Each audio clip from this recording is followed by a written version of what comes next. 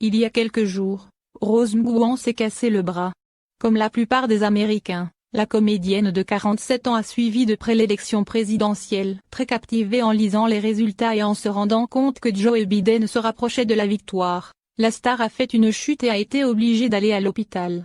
Sur Instagram, la pionnière du mouvement MeToo a alors partagé une photo la montrant allongée dans un lit d'hôpital, avec son bras dans le plâtre. En légende, Rose Nguyen a d'abord écrit « Lire les résultats des élections américaines dans les escaliers fractures osseuses ». Alors qu'elle se trouve actuellement au Mexique, la jolie blonde a profité de l'occasion pour commenter l'état actuel des soins de santé aux États-Unis. En effet, aller à l'hôpital coûte beaucoup moins cher.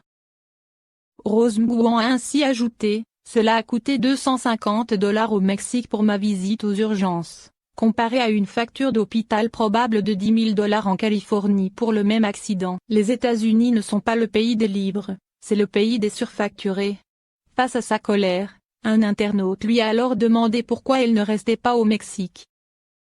Ce à quoi elle a répondu, « C'est le cas. Mon père a vécu à Mexico pendant des années, ma tante et mon oncle sont des compositeurs de musique à San Miguelda, c'est dans mon sang de rester dans la terre centrée sur le cœur. Je suis venu ici pour guérir mes entrailles et ça m'aide vraiment. » Long des élections, Rose Nguyen s'est vivement opposée à Donald Trump et à Joe Biden sur les réseaux sociaux. Il n'est alors pas surprenant qu'elle ait choisi de quitter le pays à l'approche des résultats. Lorsqu'un autre fan lui a fait savoir que le salaire moyen au Mexique était très faible, la comédienne a reconnu qu'elle était une personne privilégiée. « Je sais, je suis privilégiée.